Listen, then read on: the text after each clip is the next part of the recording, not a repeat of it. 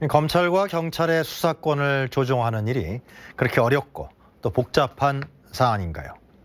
이번에도 검찰 개혁은 물 건너가는 것인가요? 검경 수사권 조정안이 공론화하기 시작한 것은 김대중 정부 시절입니다.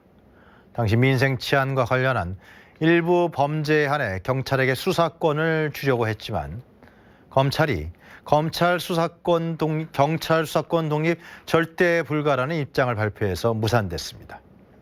노무현 정부 시절에도 검경 수사권 조정 협의체를 발족시켰지만 검찰의 강력한 반대로 흐지부지 돼버렸습니다.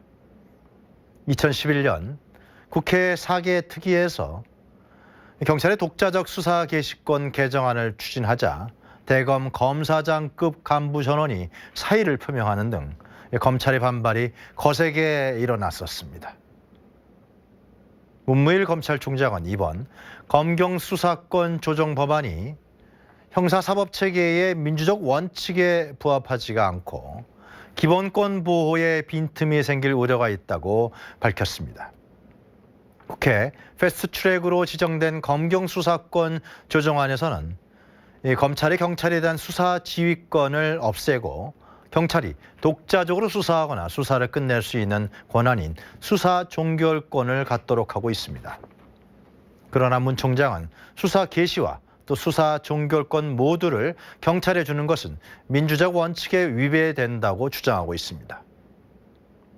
수사에 관한 권력이 분산되지 않고 경찰에 집중된다는 것이죠.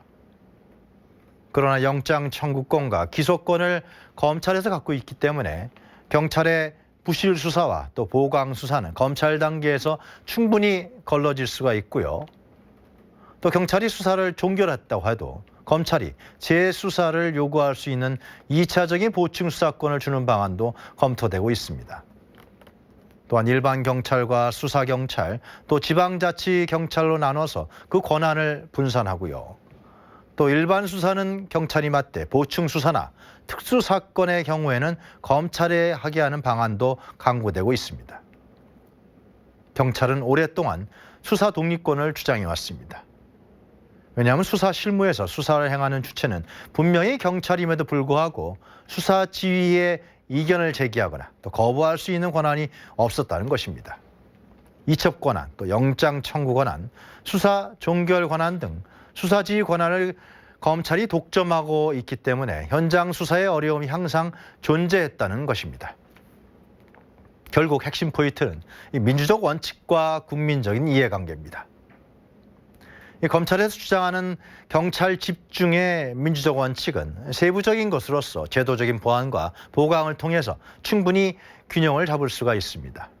오히려 직접 수사권, 또 수사 지휘권, 또 영장 청구권, 또 기소 독점권 등 과도한 권력을 갖고서 집단주의적 기득권과 특권을 누려왔던 검찰의 권한을 분산시키는 것이 민주적 원칙이 아닐까 합니다.